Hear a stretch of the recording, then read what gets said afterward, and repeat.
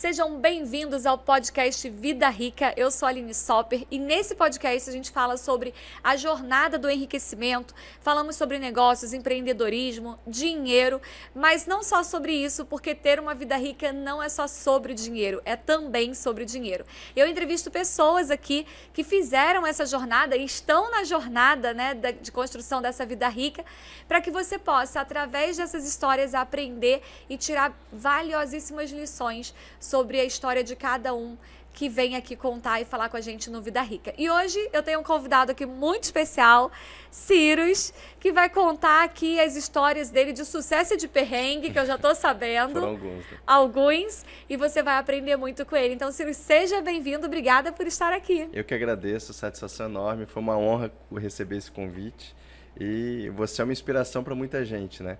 E para mim, principalmente, vou te contar isso daqui a pouco, como é que surgiu esse interesse todo em gestão financeira, porque eu já tive muito problema com isso. E hoje, graças a Deus, a gente está caminhando para ter uma vida rica e tendo uma vida rica também. Muito bom.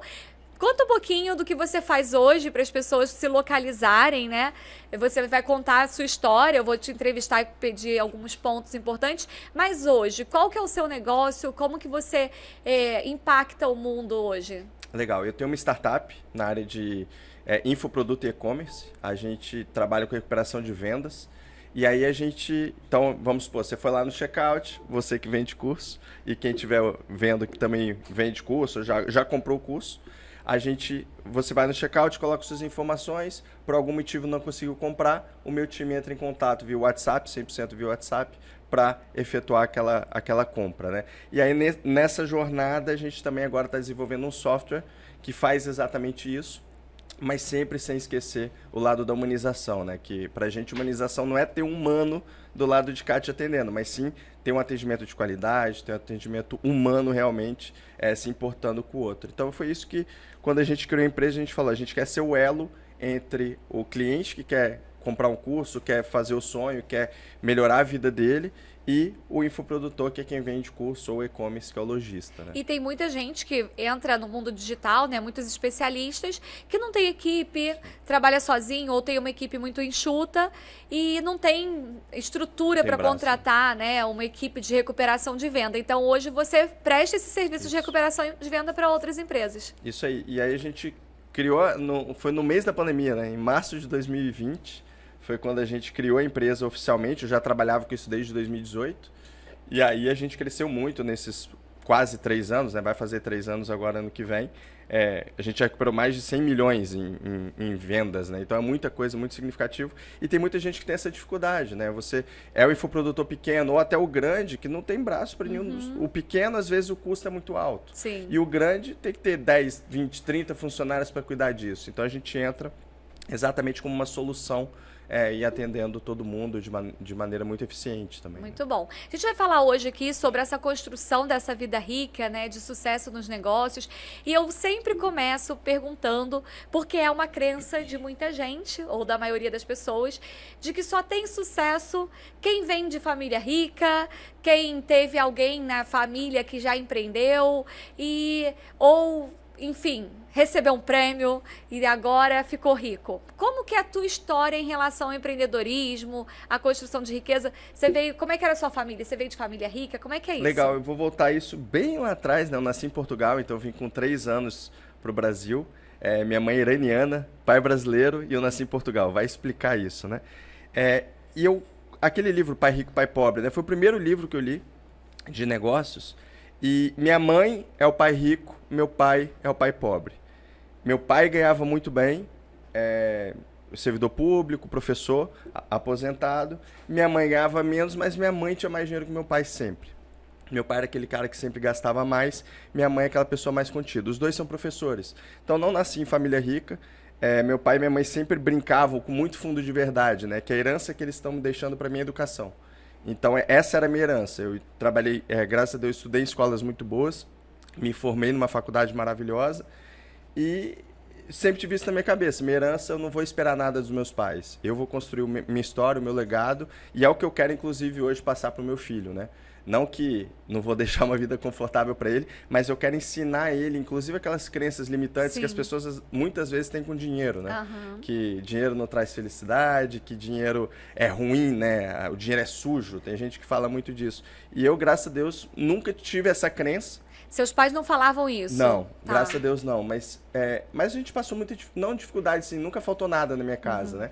Mas eu até brinco com minha esposa, né? Eu e meu irmão, a gente nunca foi acostumado a ganhar presente. Porque era supérfluo pra gente, né? Então minha mãe e meu pai se separaram muito tempo, muito novos, quando eu tinha 3 anos. Então não tive a relação pai e mãe dentro de casa, né?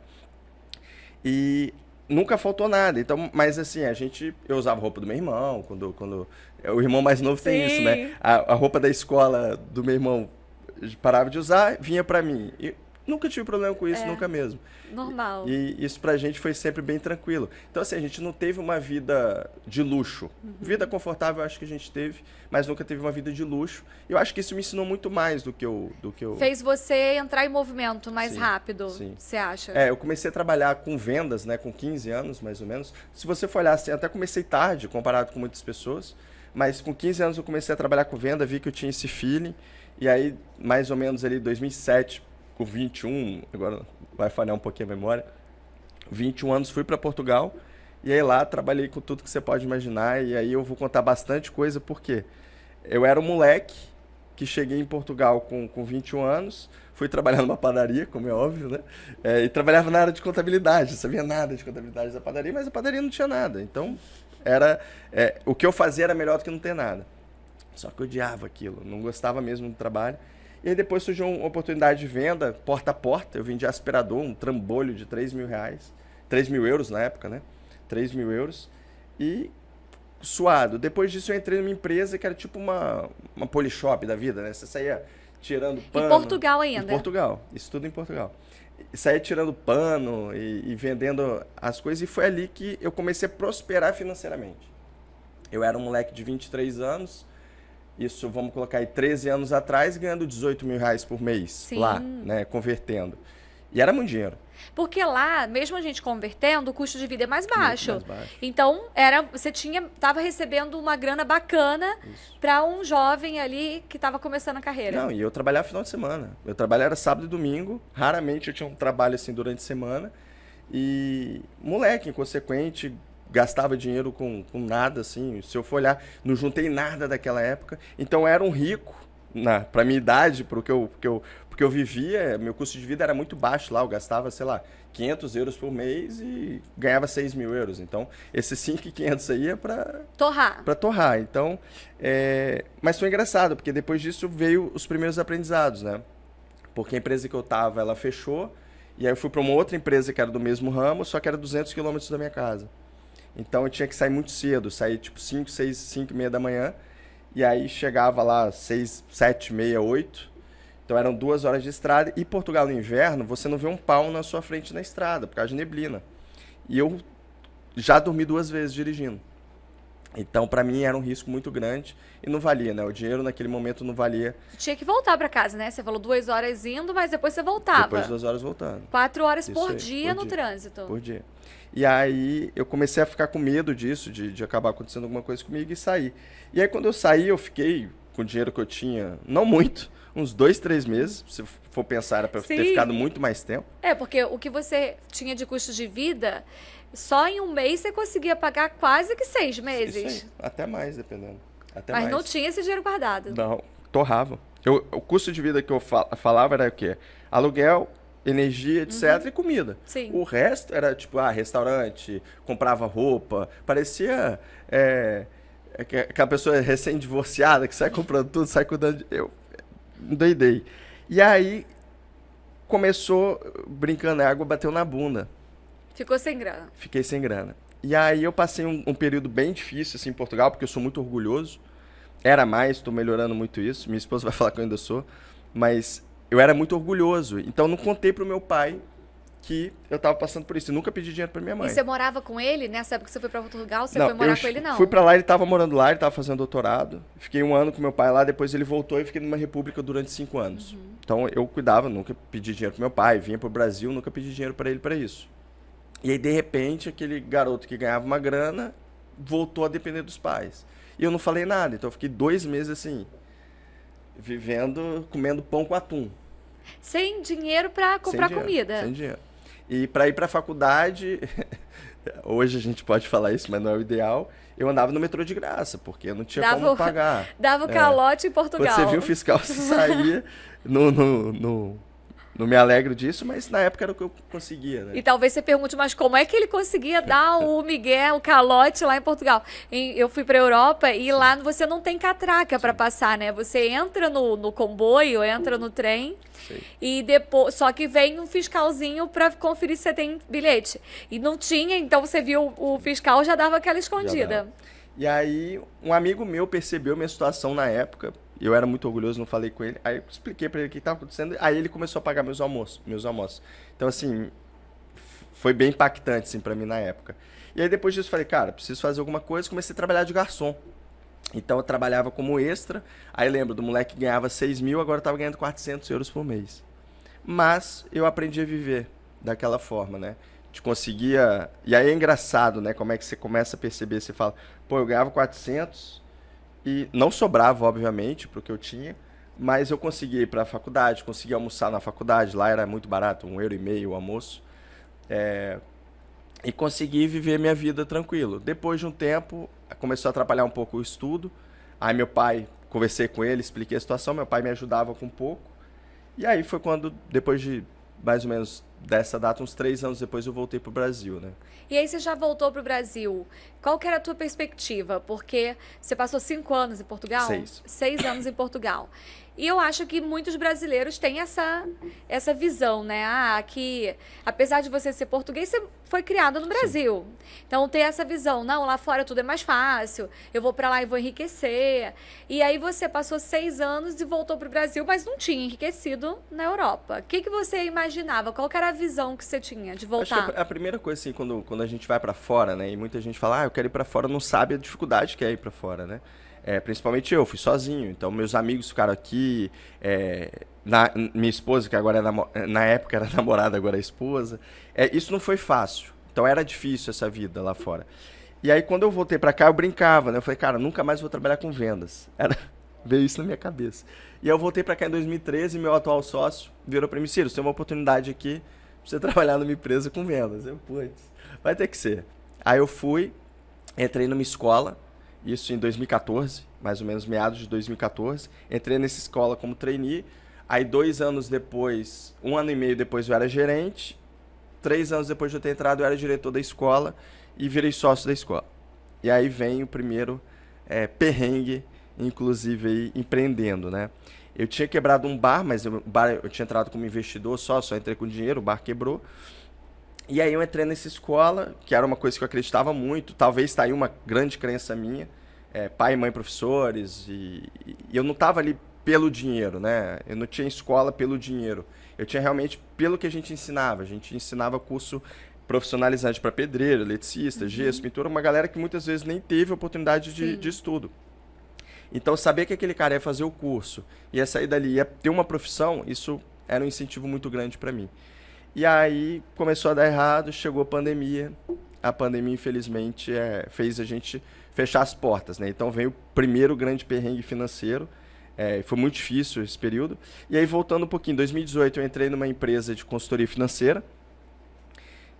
E eu acho que ali foi a grande virada de chave. Aí que eu comecei a ter mais a cabeça de rico, né? E quando eu falo cabeça de rico, não é só atrelada a dinheiro, é atrelada a crença, ao que você acredita, né? Então, eu nunca tinha investido, por exemplo, em bolsa. Entrei em 2018, final de 2018, comecei a investir. Eu investi o que dava, investia 10%, 15% do que eu recebia. Mas eu comecei a investir, eu era o cara que minha mãe e meu pai, poupança. Conta corrente, nada, não rendia. Ou fazia aquele Brasil Prev. Pique. Nossa, minha mãe tinha o Pique do Itaú e meu pai tinha o Brasil Prev, que não rendeu menos do que poupança, em alguns casos. E aí eu comecei a esse processo de entender que eu precisava gerar renda, né? E eu acho que uma grande dificuldade que as pessoas têm é querer tudo muito rápido. Eu já fui esse cara. Eu já fui o cara de, não, tem que ganhar dinheiro rápido, quero ser milionário, quero ser isso e aquilo. Não que a gente não queira, mas o objetivo muda, né? Aquele moleque de 23 anos que talvez teria pego aquele dinheiro todo, comprado um carrão, uma Ferrari, e talvez até se espetaria no muro, mudou para um pai.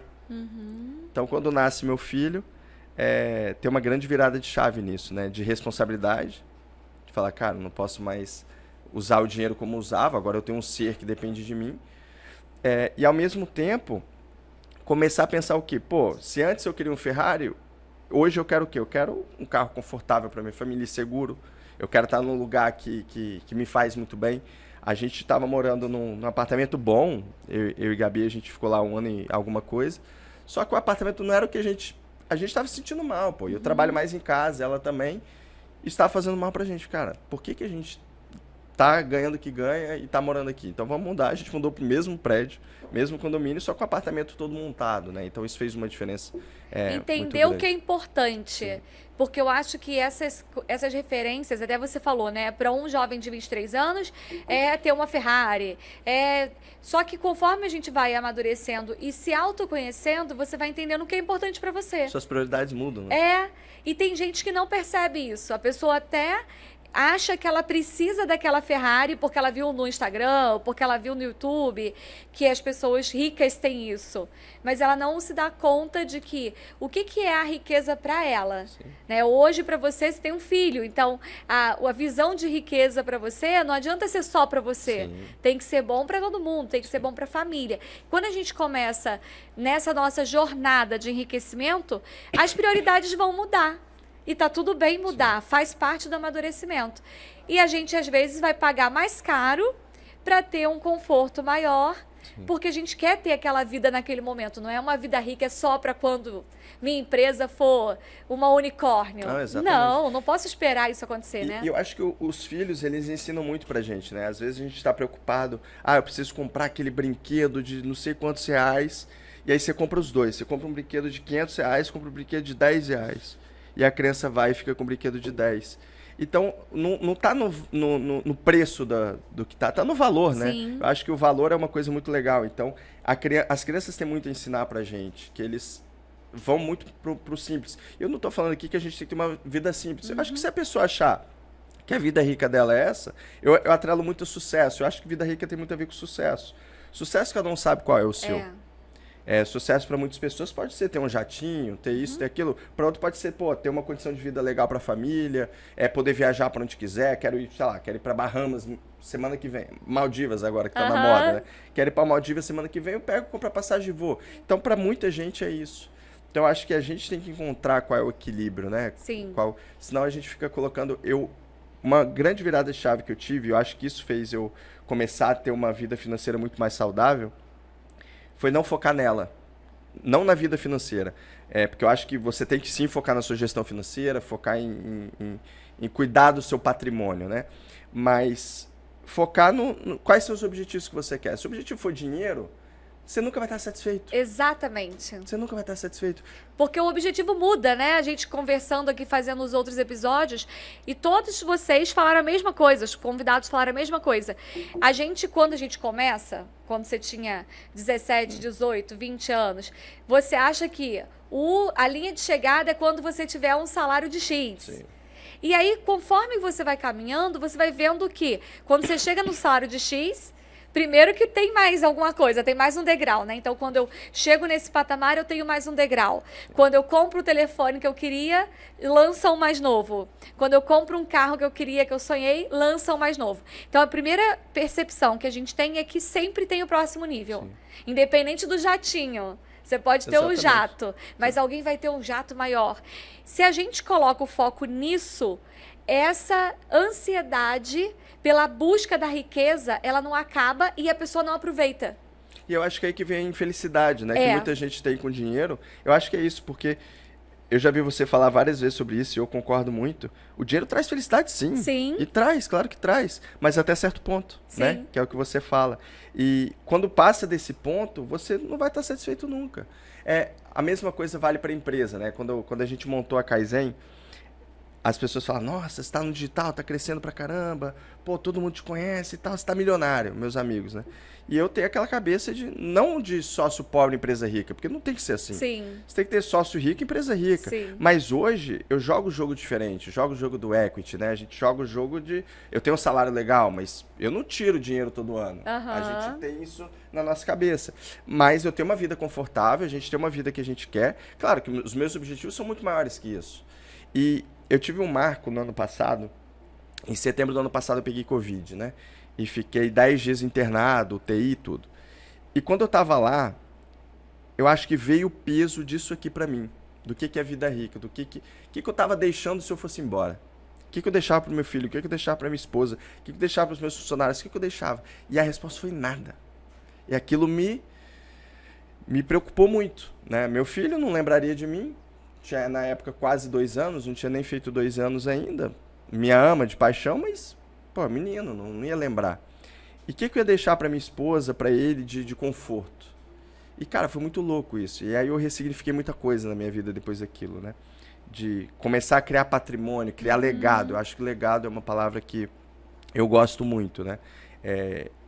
Então, foi uma virada de chave muito importante. E aí, esse ano, vem outra porrada, que foi o falecimento do meu pai, e quase 2 meses depois, um pouquinho antes, o da minha avó. Então, tipo, foi quase... Nunca tinha perdido ninguém próximo, e perdi 2 pessoas próximas, principalmente o meu pai. Minha avó, 99 anos, então minha avó viveu bem a vida dela. Mas a gente tem que tomar decisões muito difíceis, né? E a gente se culpa muita coisa Então, eu acho que é aquela perguntinha do final, né? O que você falaria se você estivesse ali na cama, no seu último suspiro? Cara, eu acho que eu ia falar viva a vida e viva bem. Para de olhar só pro celular. Sim. Né? Aproveitar, né? Sim. Às vezes acho que a gente, quem é empreendedor, tem essa coisa, você deve ter também. Eu quero ser dono do meu tempo, eu quero fazer as minhas escolhas, eu quero ir para onde eu quiser ir. Só que no caminho a gente se perde. E a gente esquece de valorizar isso. Então, às vezes, você tem todo o tempo não livre, mas você pode escolher qualquer momento para estar livre, mas você não escolhe. E aí você não aproveita essa liberdade que você quis tanto. Ou você tem o dinheiro para sair com sua esposa, com seu filho para um restaurante, mas estou trabalhando demais, não vou. Sim, sem contar moeda, né? Ficar realmente aproveitando essa vida. A gente fala, os meus mentorados do programa, a gente conversando, e eu trago essa reflexão para eles, né? Do que é a vida rica. Você não pode esperar ter 1 milhão para viver sua vida rica. Você tem que viver a sua vida rica desde o estágio da faculdade. Sim. Porque tem riqueza no estágio. Aline, mas o estágio é muito baixo. Mas se você souber aproveitar aquele momento, tem muitos momentos ricos envolvidos ali. No empreendedorismo, a gente tem muito perrengue. Mas tem muito momento rico, né? Daquela hora que você tá lá no sufoco, mas você pede aquela pizza e senta com sua esposa, seu marido ou filho para comer, e você aproveita aquela pizza, aquele momento. Então, a vida rica, ela é a vida que a gente aproveita. Sim. A vida que a gente só acumula, ela não é rica. Ela pode ser financeiramente lucrativa, né? Você está acumulando dinheiro, como o tio Patinhas, né? Tá lá com aquele monte de dinheiro acumulado, mas você não tem experiência para viver. Então, hoje, você falando da experiência de Covid, de ter ficado mal e tudo, o que você ia levar da vida é a vida que você viveu. Sim. Você ia deixar a tua história, mas ia levar as tuas lembranças e deixar as lembranças também. Então, nessa jornada do empreendedorismo, que você falou aí das quebranças no caminho, né?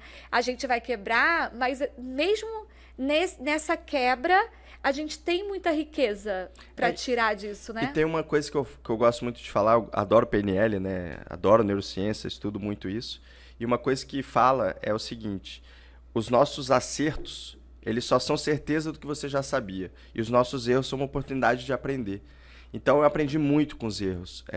E não só nas empresas que quebraram, né? Na Kaizen mesmo. Se você for olhar o que a gente faz em 2020, o que a gente faz hoje, o que a gente fez ontem, a gente erra todo dia. E eu acho que muito da vida rica também depende de saber aproveitar e ser grato, né? Sim. Você falou, quando a gente é empreendedor, a gente está cheio de problema também. Cabelo em pé, a galera só vê a capa, né? Não Sim. vê o back. O back, ele é muito complicado. Quem vai empreender hoje é um guerreiro, porque é um monte de coisa que você tem que fazer e você impacta a vida de muita gente. Não só do produto que você vende, mas dos seus funcionários, né? Sim. Então é estressante isso. E eu estava até falando isso com os meus sócios, né? A gente reclama muitas vezes de muita coisa e a gente esquece de ser grato. Ser grato pelo que a gente tem construído, ser grato pelo que a gente está proporcionando para nossa família, para os nossos funcionários. Então, falta isso também, aproveitar mais esse lado e ver o copo mais cheio, né? Depois desse período de Covid, na verdade, sim, 2020 foi muito complicado para mim. Tava na escola ainda, né, fazendo a escola rodar. Aí tava na Kaizen, tava nessa empresa de consultoria financeira e tinha um filho de 3, 4 meses. E meu filho não dormia, sei lá, acordava de 30 em 30 minutos, hora em hora, e eu e minha esposa a gente revezando. Então, essas olheiras aqui, até hoje, hoje eu não perdi. Esse é um hackzinho aí pra vocês que estão ligados, quem já tá acompanhando os episódios aqui sabe disso. As pessoas falam muito pra mim assim: Aline, eu quero empreender, quero começar meu negócio, quero ser educador, quero ir pra internet, virar empreendedor digital. Mas é muito difícil porque eu trabalho. E olha só o que o Cyrus falou agora, eu não combinei com ele não, gente. Olha o que ele falou agora, em 2020, o que você fazia, Cyrus? 3 empregos e um filho ainda. 3 empregos e um filho. E aí, assim, eu tava surtado. Eu sempre me achei um robô, né? O super-herói, o cara que, pô, inteligência emocional inabalável e tudo mais. Mas, cara, é impossível. Eu trabalhava 18, 20 horas por dia. Minha esposa falava que eu tava em casa, mas não tava em casa, não era presente, né? Então, imagina se eu tivesse tido Covid naquela época, eu acho que eu teria morrido, porque o meu corpo não tava pronto para aquilo. E aí isso durou aí uns 6 meses. Foi quando escola não deu certo, passa. Saí da outra empresa que eu tava, fui receber muito menos do que eu recebia. A Kaizen não tinha como me pagar o que eu recebia antes. E eu falei, cara, mas é o que eu acredito, é meu propósito. E aí, a partir dali eu decidi, cara, eu preciso ter uma vida mais leve.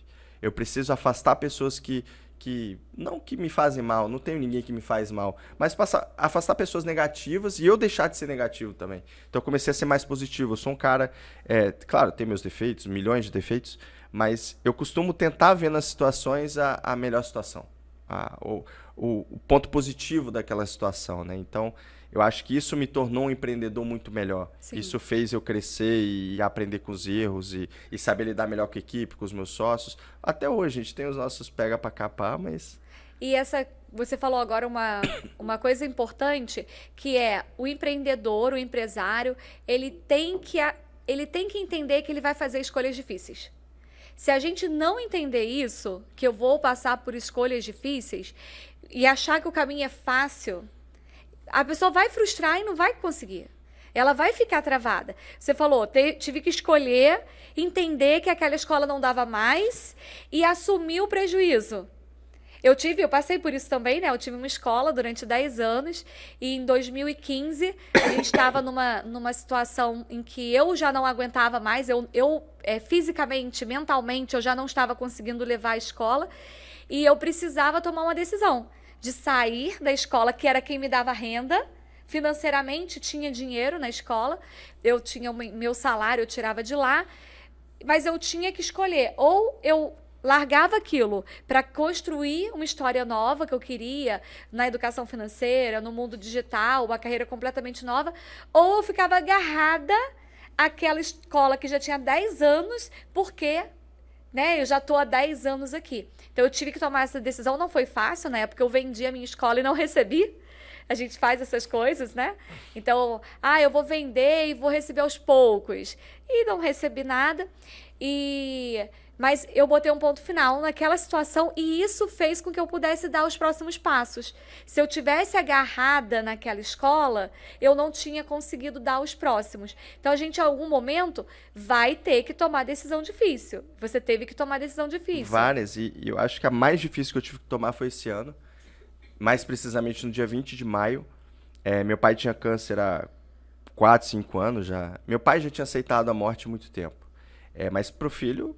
Eu sabia que ia acontecer, né? Mas nesse sábado, eu tive que tomar, sei lá, a decisão mais difícil da minha vida, que foi responder pro médico, não, faz cuidado paliativo e não tenta mais ajudar meu pai.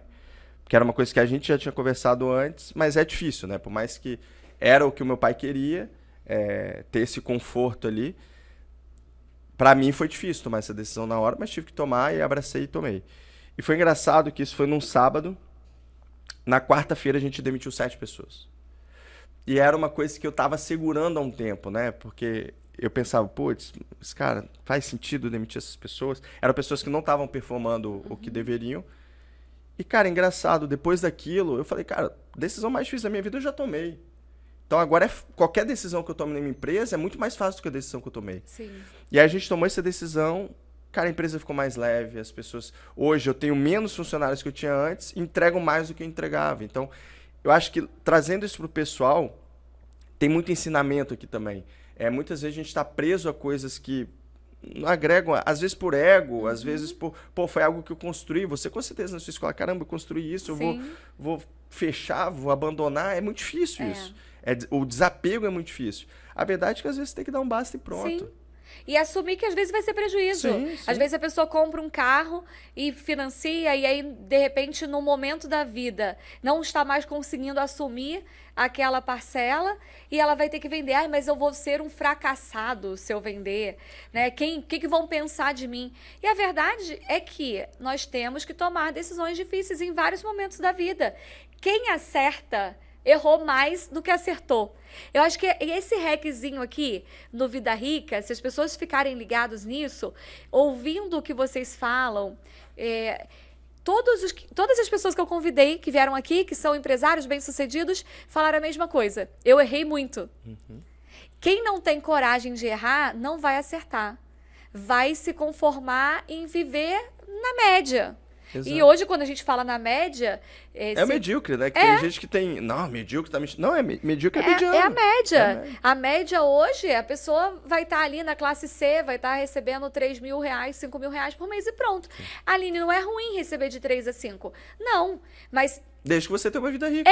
Às vezes a pessoa consegue montar a tua vida baseado nisso? Ok, mas se você quer evoluir, você vai saber que quanto maior a tua ambição, né, a vontade de crescer, maiores os riscos que você vai tomar. E aí você teve que tomar riscos e assumir situações complicadas. E você falou legal de fracasso.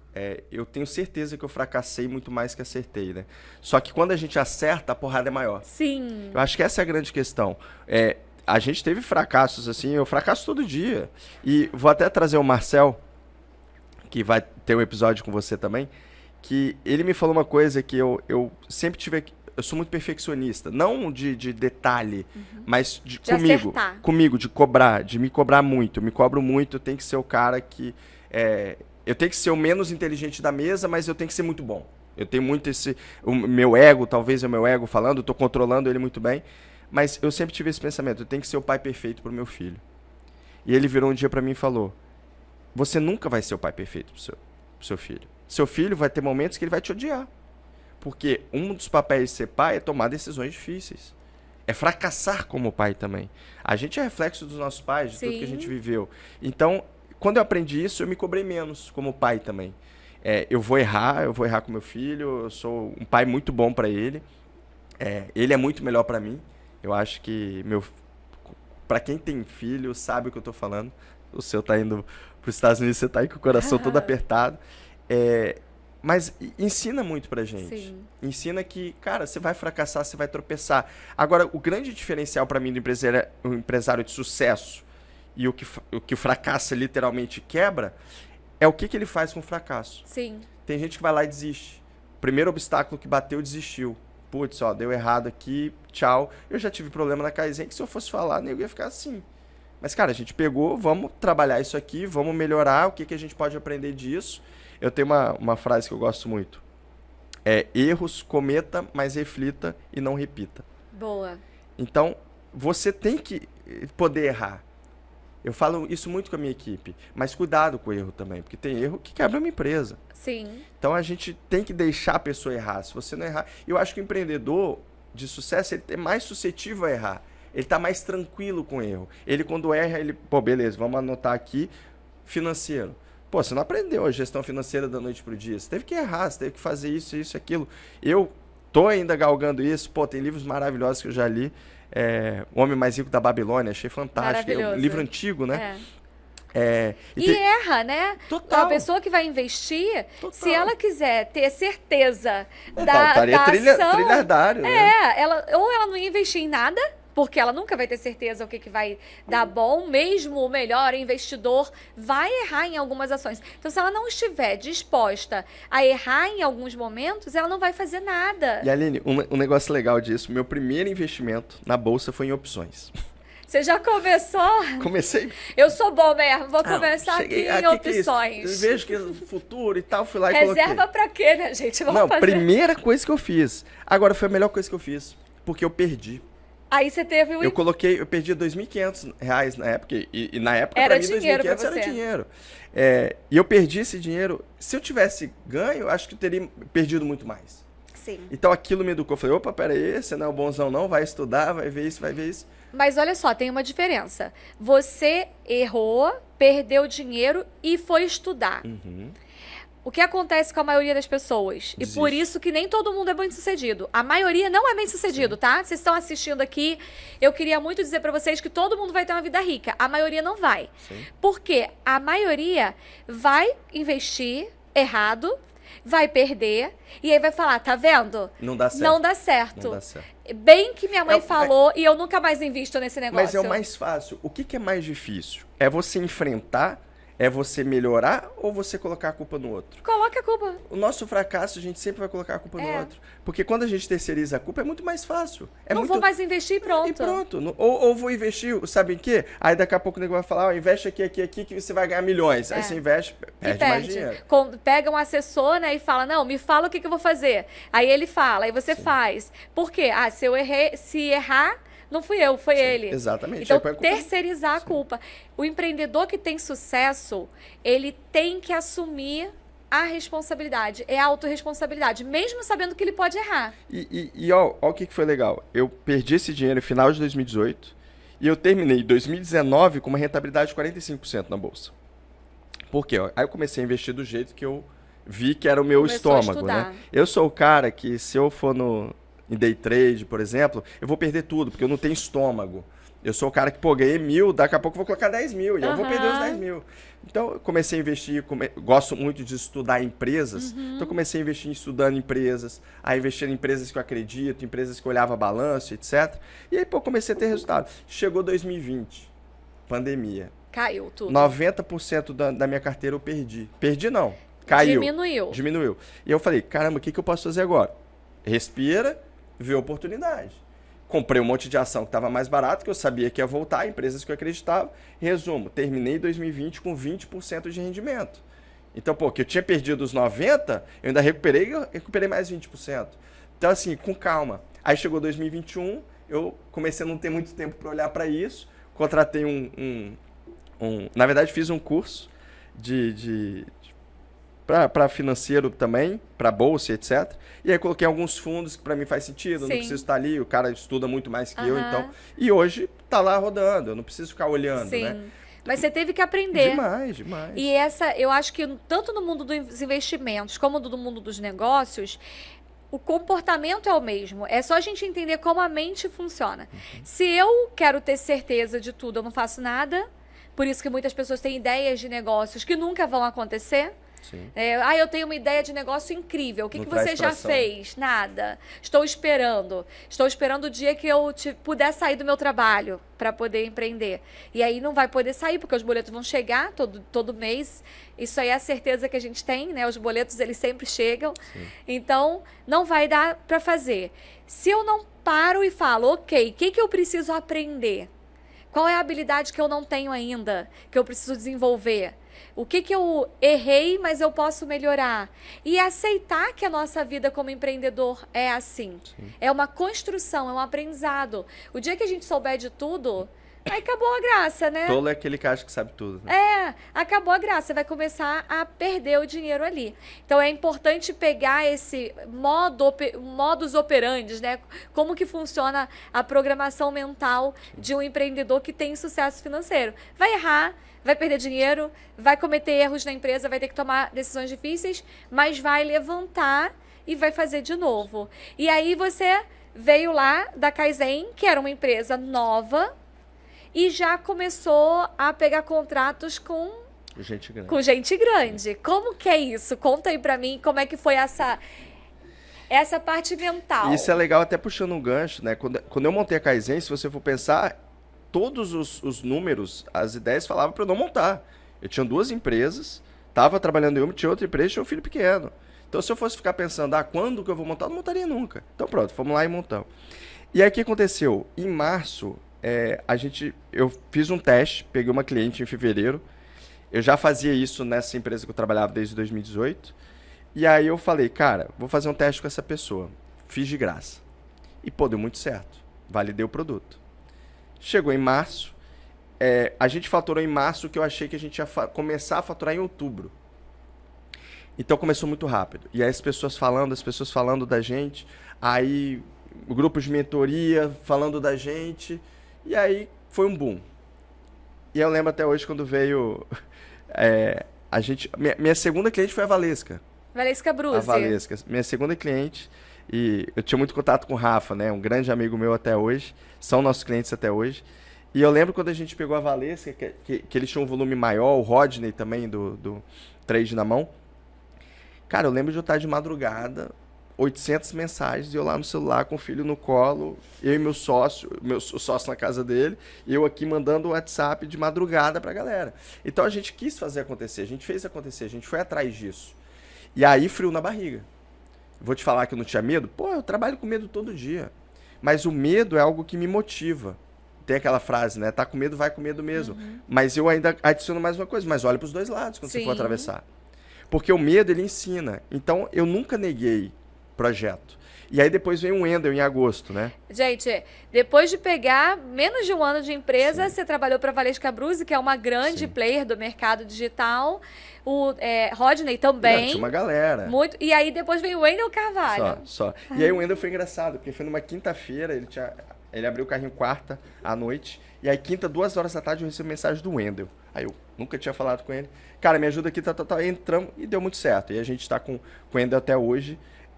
Mas, deu medo? Claro que deu. Claro que você tem medo de... Medo de errar a gente não tinha, isso é engraçado. Porque a gente errava, a gente corrigia rápido. Você acha que você tinha medo de não dar conta? Não, eu tinha que dar conta. Esse era o meu racional. Eu tinha que dar conta. Tanto que a gente chegou a recusar clientes que a gente não acreditava, né? Porque eu acho que dinheiro... os meios justificam. Sim. Então, já teve cliente que a gente recusou por não acreditar ou por não ter fit. Então, eu trabalho muito de confiança, né? Quando a gente trabalha com recuperação, tem que ter confiança dos 2 lados. Sim. Eu estou tratando do seu cliente. E até uma coisa que me incomoda um pouco no digital, a galera fala muito de lead, né? E lead, para mim, é o cara quando ele não foi para atendimento ainda. No momento que ele foi para atendimento, ele não é mais um lead, ele é humano, você tem que estar ali atendendo. Então, a gente tinha muito... O medo que a gente tinha era não dar conta no curto espaço de tempo. Sim. Então, você sabe, lançamento, os 5 primeiros minutos do lançamento ditam como é que vai ser o lançamento, geralmente. Então, você pensa que no primeiro lançamento do Endo, a gente teve, 11 mil contatos. E eu tinha, na época, 9 pessoas no time. Para fazer contato com essa galera. E aí, neguinho trabalhando igual um condenado. Mas aí vem propósito. Aí a gente tinha uma equipe muito engajada para isso também. Hoje, a gente já teve dia de fazer 26 lançamentos em um dia. E hoje eu tenho uma equipe que, se eu falar quantas pessoas eu tenho no comercial, ninguém acredita. Eu tenho 10 pessoas. Que consegue fazer Totalmente. Um volume desse, porque a equipe até tá melhor treinada. Que antes, melhor que antes. Então, assim, isso foi um processo de erro e acerto. Eu gosto muito de um TED Talks, que é o Super Mario Effect, que eu não lembro agora quem é que fez isso, que ele fala, né, que o nosso cérebro a gente aprende por repetição. Então, por que ele fala do Mario? Você começa a jogar Mario, você vai cair toda hora, você vai errar. Lembra daquele Flappy Bird? Que era do passarinho lá que você ficava apertando? No início você errava toda hora, depois você viciava naquilo. Então, o seu cérebro, ele condiciona isso. Então, a gente colocou isso muito na Kaizen. A gente tem que melhorar cada hora, 1% melhor toda hora. E quanto mais você faz, melhor você fica. Muito melhor. E esse é o problema que eu vejo com quem está começando. A pessoa está começando, ela é insegura. E aí, por ela ser insegura, ela não faz. Sim. E aí ela nunca vai ficar boa. Eu falo para os meus alunos, quando eles têm que fazer proposta de venda. No início, lógico que é difícil você fazer uma proposta para apresentar para um cliente. E você vai errar. O cliente não vai aceitar, você vai tomar não. Só que depois de 30 nãos que você tomou, você vai identificar os padrões. Sim. E aí você vai começar a ver que você ficou melhor. O que você levava 30 minutos para fazer, você vai fazer em 10. E até uma coisa que na área da venda eu gosto de falar muito. O bom vendedor é aquele que vai fracassar mais do que acertar. Mas ele vai fracassar tanto Sim, que, que os erros vão superar. O acerto vai superar. Isso aí. E ele é muito normal um vendedor, ele faz isso aqui, né? Ele tá crescendo, aí ele cai. Não existe nenhum vendedor que é isso aqui. Ninguém, senão o cara tá... Não existe isso. Ele vai sempre cair. A diferença é o cara que cai e sobe muito rápido. Esse cara é eu levo o empreendedorismo para essa mesma coisa. Tem o cara que vai cair, aí vai ficar lá, aí acabou a empresa, desmotivou. Tem o cara que vai descer e vai subir muito rápido. E quando você fala de venda, ainda mais você no seu público, tem muita gente que é no back, Sim. Tem muita gente que não tá ali na frente do cliente, mas se ele entender que se ele deixa de vender para alguém, ele está tirando uma oportunidade daquela pessoa melhorar de vida. Exatamente. Então, isso que eu gosto de falar muito. Você não vende educação financeira. Não. Você vende qualidade de vida. Você vende o cara poder ter uma vida rica. Isso tem muito mais valor do que vender educação financeira. Sim. A gente vende a possibilidade de salvar um casamento. Isso aí. De pessoas... E a maioria dos casamentos quebra porque quebrou financeiramente. O pai de família. Sim. Quantas vezes eu tenho relatos, e os meus alunos também têm relatos, de pessoas que falam assim, ainda bem que eu te encontrei porque eu ia me matar. Sim. E quando você... Nossa, gente, então o trabalho que eu faço tem essa capacidade, tem a possibilidade de salvar uma vida e eu vou ter vergonha de vender? E aí que você tem o resultado do seu trabalho quando você ouve isso. Não é? Eu vou ter vergonha de vender, de falar do que eu faço? Não pode. Quem tem vergonha de falar do que faz, ou não descobriu o propósito ainda do que está fazendo, ou a pessoa está tão preocupada com o próprio ego, Sim. de não errar, que a vergonha não é de falar do trabalho, a vergonha é de não dar conta. Sim. E se eu falar e a pessoa achar que eu não vou dar conta? Mas, gente, toda empresa, todo profissional que está começando vai errar. Um médico saiu da faculdade, ele vai fazer os primeiros atendimentos da medicina dele na residência, ele vai errar, e ele está ali lidando com vidas, e ele erra. Então, na área de venda, na área de marketing digital, na área de educação financeira, a gente tem que aceitar o erro. Se a gente não aceita o erro, a gente não cresce. Isso aí. E você falou que a Kaizen cresceu muito rápido, né? Você conseguiu um crescimento muito rápido em pouco tempo, mas isso não foi uma sorte. Você acredita que os outros erros que você cometeu nas outras empresas contribuíram para que a Kaizen tivesse um crescimento rápido? Sem dúvidas, sem dúvidas. É aquilo que a gente falou, né? O erro ele ensina, mas ele ensina se você estiver disposto a aprender. E eu acho que aí que está o controle do ego, né? Porque o ego, muitas vezes, ele não te deixa aprender com os erros que você cometeu. Então, eu aprendi muito, principalmente na escola. A escola foi uma escola, realmente, para mim. Aprendi o que eu tava... E eu tenho... Um dos meus sócios é um dos gestores financeiros mais fantásticos que eu conheço.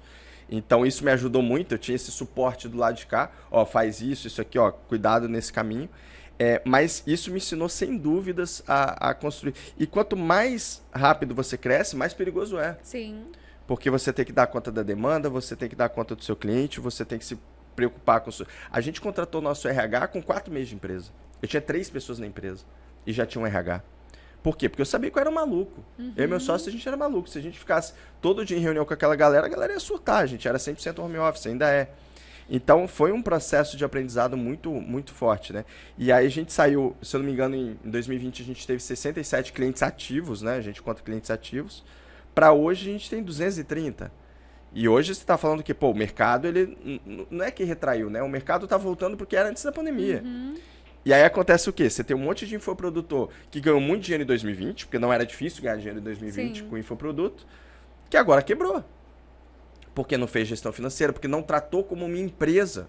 O infoprodutor, ele é uma empresa. Se ele não tratar aquilo como... Pô, vida pessoal e pessoa jurídica, a pessoa mistura. Sim. E não pode. Não se prepara, não faz uma reserva, não pensa no crescimento da empresa, né? Tem muito aquela visão de que se eu tô ganhando dinheiro hoje, eu gasto hoje. Eu vou ganhar para sempre. Exatamente. E quem tem mais experiência no mundo do empreendedorismo sabe que todo negócio vai ter altos e baixos. Você vai precisar se preparar pro dia ruim. A própria Bíblia fala isso, né? Trabalhe e guarde durante 7 anos aí, porque vai ter os anos de seca. E a gente precisa aprender com esses erros que a gente tem ao longo do tempo para a gente não passar no momento de seca e quebrar. E falar, isso aqui não dá mais certo. Eu vejo que a resiliência de uma pessoa que constrói riqueza não é que a vida dela foi estável, que ela sempre teve dinheiro a vida toda. Não. A questão é que ela entende que, em algum momento, ela pode até ter menos dinheiro, mas ela tem os recursos necessários para poder recuperar isso. Sim.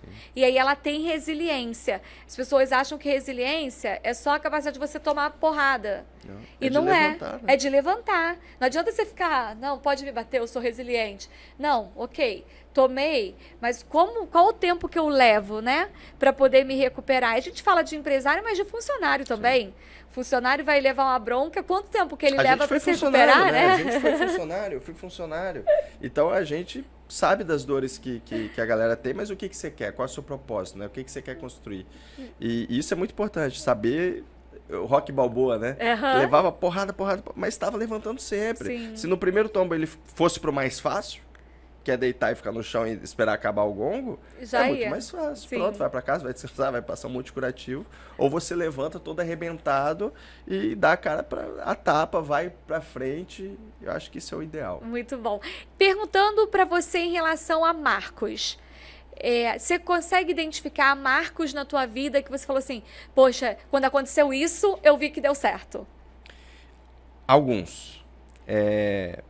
E não necessariamente vão pro financeiro. Tá. Teve março de 2020, que eu achei um marco assim, muito importante, que foi quando, cara, saí da inércia, tirei do papel e criei a empresa. Então, quando você teve coragem de começar a empresa mesmo, ali foi um marco seu. Eu já sabia que ia dar certo, porque tinha que dar certo. Porque eu ia fazer dar certo. Eu tenho uma coisa que eu falo muito que é ninguém pode destruir o meu sonho, só eu mesmo.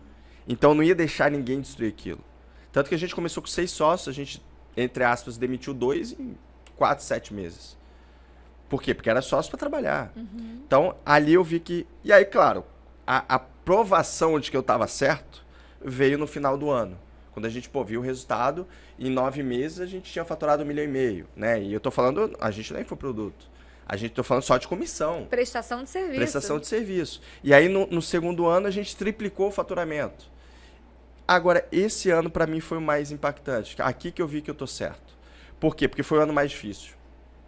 Foi um ano que, se o mercado tá mal, a gente acaba surfando essa onda junto, porque se tá mal pro meu cliente, para mim acaba ficando mal.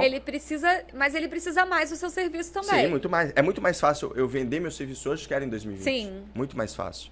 Isso é até engraçado, né? Porque as pessoas se preocupam quando estão lá embaixo. Mas se você fizesse recuperação de vendas quando você tá vendendo muito, sim, você ganha muito mais dinheiro. Tinha aprendido, né? Não, e muito mais. Teria ganho muito mais. Então, esse ano foi um marco muito importante que eu falei, cara, preciso organizar a empresa. Então, a gente olhou para custo. A gente olhou para isso tudo, porque quando você tem o dinheiro ali... não que você não olhe para custo, você olha. Mas você está pouco preocupado com aquele dinheiro que você gastou errado. Uhum. Quando começa a apertar mais e você fala assim, pô, hoje para eu faturar o que eu faturava no passado, eu tenho que rebolar muito mais. Uhum. Eu tenho que entregar muito mais. Isso começou a ficar difícil, a gente, cara, é aqui que tem... E quando nasceu meu filho? Eu acho que... eu sempre quis ser pai, né? Então, para mim, foi um marco muito forte, né? E você não tinha por quê? Tinha um motivo para você adiar a paternidade? Minha esposa já queria até antes. E eu teria segurado um pouco mais, porque eu queria curtir um pouquinho mais o casamento, né? A gente tem muito daquilo. Mas eu não mudaria nada, assim. Eu acho que foi o momento certo. Eu acho que eu precisava estar bem. Eu estava no emprego bom na época, né? Ele nasceu em 2019, então um pouquinho antes da Kaizen. Eu estava no emprego bom. Estava com condição financeira para sustentar um filho, porque é uma responsabilidade muito grande também. E aí foi a melhor decisão que a gente tomou junto, né? Não, vamos ter filho e, cara, é nossa bênção. E E eu acho que o homem principalmente tem isso, de eu agora estou bem sucedido o suficiente sim, para ter um filho, né? sim, Então é um marco realmente de que agora eu consegui, alcancei aqui a estabilidade que eu posso ter um filho. E exato. aí foi. E coisas, você lembra de alguma coisa que você falou assim, nossa, agora eu posso ter isso? Então, aí eu vou levar quando eu tinha 23 anos. Ah, Cara, eu lembro 23 anos, moleque. Pô, aquele moleque que não ganhava presente, moleque. Cara, um dia bateu uma doideira comigo, tava com meu amigo. Falei, cara, vamos na loja da Hugo Boss. Fui, não, rapaz, eu gastei uma grana. Gastei uma grana. Mas assim, pra mim, olhando pra trás, assim, hoje eu falo, cara, materialmente fez sentido. Na época fez. E como pessoa também, eu precisava daquilo. Eu precisava me dar um mimo, né? Falei, cara, você tá trabalhando pra tanta coisa aqui, vai lá fazer isso. Foi um marco muito grande e quando eu troquei de apartamento. Eu acho que a mudança. Carro, eu não sou muito ligado a carro, né? Então, se você for olhar o carro, eu tenho um Fiestinha pequenininho, nunca liguei pra isso. Mas quando eu mudei de apartamento, a gente tá num apartamento que a gente paga mais e etc. Mas, cara, nossa satisfação é outra. A gente tá num lugar que a gente tá feliz, que a gente ama o lugar que tá. Então, isso pra mim foi o mais importante. Assim, foi um marco muito, muito legal de conquista financeira também, né? sim. E crença? Você lembra de pensamentos, crenças que você precisou quebrar nessa tua jornada? Olha, a primeira delas, eu sou filho de pai e mãe professor, como eu falei. A primeira foi com relação à faculdade, né? E eu sou formei na Faculdade de Economia do Porto, mas até é contrassenso, né? Eu não acho que você precisa estar formado para você empreender. Eu não digo que foi uma crença errada dos meus pais, não foi mesmo, claro que não, pô, meus pais focaram em educação, eu nem quero falar que isso é errado. Mas isso me machucou muito, assim, durante um tempo, porque eu entrei na UFES, Universidade Federal de Espírito Santo, de Ciência e Computação, e não era o curso que eu queria. E eu percebi quando eu estava lá. E para mim, desistir foi muito difícil. Por quê? O meu lado de ego, não posso desistir disso. Minha mãe, que, porra, sempre falou, tem que levar a sério os estudos. Eu estava numa universidade pública, porque se eu não tivesse na pública, minha mãe não ia ter condição de pagar. E eu virar para minha mãe e falar, mãe, tô saindo da faculdade. Ela regalou o olho. Mas minha mãe naquele dia, ela falou, você sabe o que você está fazendo? Eu falei, sei. Ela, então tá. E foi a primeira vez que minha mãe fez isso, com relação ao estudo. E eu fiquei 6 anos trabalhando numa Flash Video, que era uma locadora de DVD. Que ninguém mais. Aham. A galera da geração Não não faz a conhece? mínima ideia do que é isso. E ali que eu vi que eu tinha veia para vendas também. Então foi muito louco isso. Então foi um processo difícil. E outra crença era da casa própria. Eu sempre que eu nasci, eu tinha essa coisa, né? Brasileiro. Casa própria, poupança, crescer, casar, reproduzir e morrer. Ter uma aposentadoria em INSS, depender disso. 2015 eu tive uma quebra na minha vida que foi saia da CLT. Então eu saí como funcionário. Falei, não quero mais isso. Vê quanto é que você pode me pagar se eu sair da CLT. Mas não vou te processar nunca. Pronto. Desde 2015 eu saí da CLT. E aí eu pensei, cara, vou morar de aluguel. E aí eu fiquei, pô, mas hoje você tem condição de ter um apartamento? Cara, eu não sei se amanhã eu vou estar morando aqui. Não tô falando que eu sou contra comprar. Aham. Mas eu quebrei muito isso em mim. De não precisar. Não que eu não vá ter, eu quero ter meu apartamento. Eu sou mais de apartamento, a minha esposa é mais casa. Mas eu quero ter um apartamento dos meus sonhos, eu ainda vou ter e comprado. Mas hoje não é mais o que me move, sabe? O que me move são outras coisas. Eu brinco que eu quero ter dinheiro para fazer o que eu quiser. Sim. E o que eu quiser pode ser muita coisa. Hoje eu não quero mais o Ferrari, mas hoje eu quero poder, pô, dar a melhor escola pro meu filho, eu quero poder comer em qualquer restaurante que eu quiser, eu quero viajar para onde eu quiser, eu quero ter minha vida. E se isso for ter muito, então vamos lutar para ter muito. É o quanto custa essa vida Exatamente. rica. Porque existem vários níveis de vida rica. E a gente vai construindo essa nossa jornada para entender. Para eu morar nesse apartamento, né? Qual é o nível que eu preciso? Para eu colocar meu filho nessa escola, para eu fazer essa viagem, para eu viver. E aí você vai construindo essa vida rica. O que hoje, você já falou aí um pouquinho dessa coisa da escola, da casa e tudo, mas se você fosse resumir, o que é a tua vida rica hoje? Meu tempo com meu filho e minha esposa, eu nunca fui um cara família, né? Minha mãe, pô, a família da minha mãe não era daqui, então minha mãe veio sozinha pra cá e eu não tinha tanta relação assim com a família do meu pai. Via final de semana sim, final de semana não. Então minha família eram os meus amigos. Então minha vida rica começa conhecendo minha esposa, que é o contrário. a família é muito grande. Então, aprendi o que é família, realmente. Não estou falando que minha mãe e meu pai não são família, muito pelo contrário. Mas eu vi o que é uma família, briga de família. Eu nunca tive briga de família. Minha família não brigava. Então, ali eu vi briga de família. Então, hoje, isso para mim é minha vida rica. Estar próximo dessas pessoas, poder dar tudo que eu quero dar pro meu filho, não mimar, mas de educação e de qualidade de vida. E para minha esposa também. E, cara, parar de ficar contando moeda, né? Eu acho que isso... Eu lembro a primeira viagem que a gente fez quando eu morava em Portugal ainda. Minha esposa foi pra lá, a gente foi pra 4 países, né? E nessa época eu tinha acabado de sair daquela empresa que eu tava. E cara, a gente comia no McDonald's, a gente comia mochilão.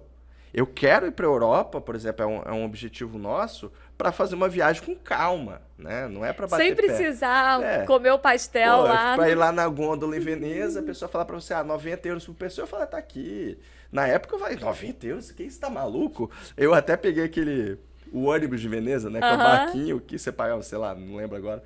E pronto, vamos passear aqui a nossa gôndola. Mas eu quero isso agora. Eu acho que agora tá no momento de eu desfrutar disso também, né? Muito bom. Então a gente tem os sacrifícios para poder depois desfrutar do que é bom da vida. Né? Exatamente. E é a escolha mesmo. A gente escolhe por um tempo abrir mão de conforto, abrir mão de restaurante ou de comprar roupa, essas coisas, para depois você falar, poxa, agora eu não preciso mais, não tô ali preocupado no meu pessoal com aquela planilha lá, sabendo exatamente quanto que eu posso em cada restaurante. Então é a virada de chave, essa vida rica, ela é possível. E é interessante a gente ver história tão diferente que não importa se a sua família tinha muito dinheiro ou não tinha, ou se é uma família com origem estrangeira, né? Sim. Às vezes, como você não tem sotaque português, as pessoas não percebem. Não, e quando eu cheguei lá era difícil, porque eu não entendia nada em Portugal. É a mesma língua, mas é completamente diferente. Completamente. E ver essa sua jornada que está construindo e que o seu filho vai ter outra vida completamente diferente da sua e vai ter que construir a própria vida rica dele, né? Com outras crenças, com outras percepções, mas vai construir isso também. Eu queria que você deixasse uma mensagem para quem está assistindo aqui ou ouvindo, que está nessa jornada.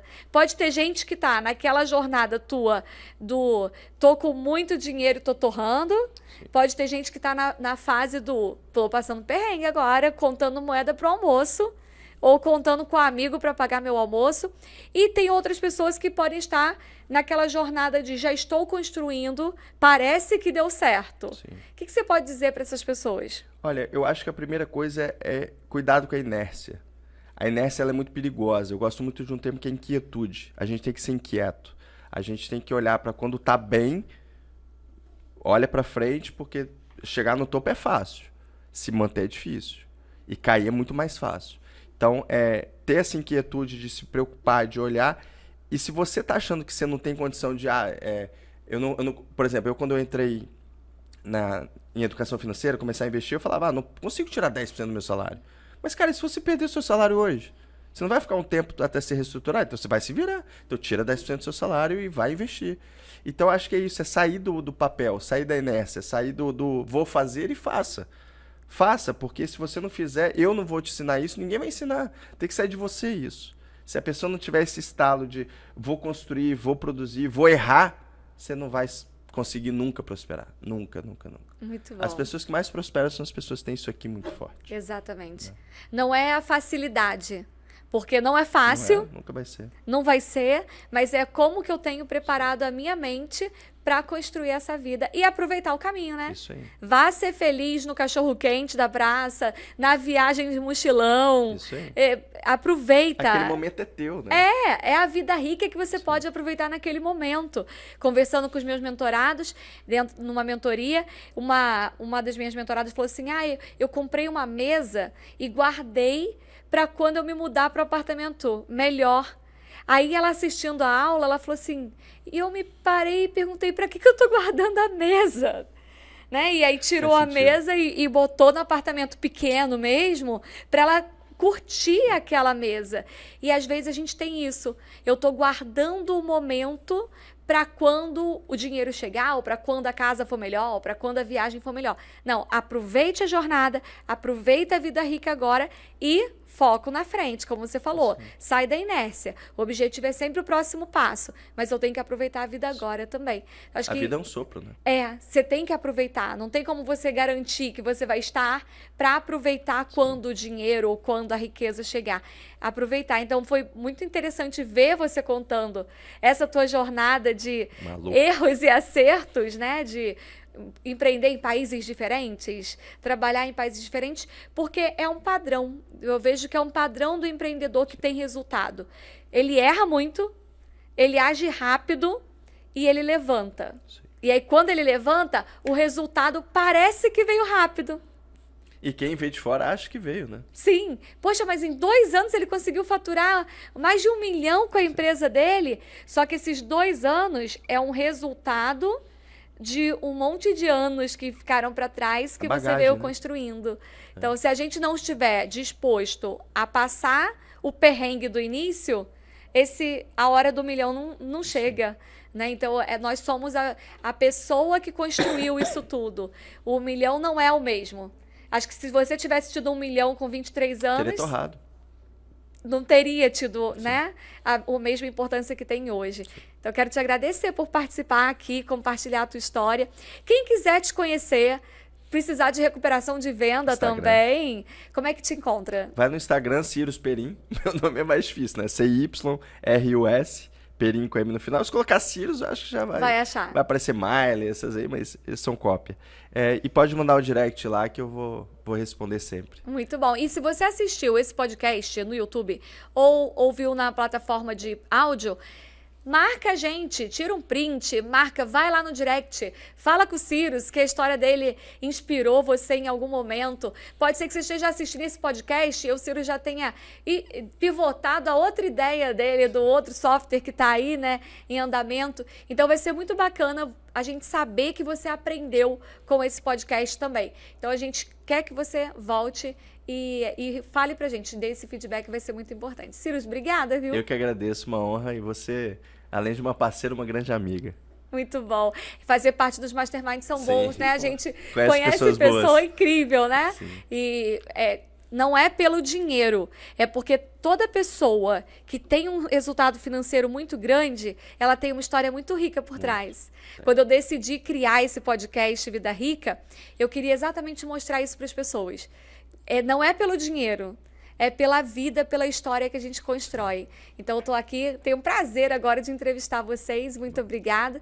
E você que assistiu esse episódio, me conte, me traga o seu feedback e aproveita, compartilha esse feedback com outras pessoas. De repente, você pensou e, poxa, meu filho poderia aprender bastante com essa história. Encaminha para ele, para o pai, para cunhado, para todo mundo, para que mais pessoas possam aprender e ter uma vida rica de verdade. Eu sou a Aline Sopper, eu sou sua mentora nessa jornada de crescimento profissional e prosperidade financeira. E até o próximo episódio do podcast Vida Rica.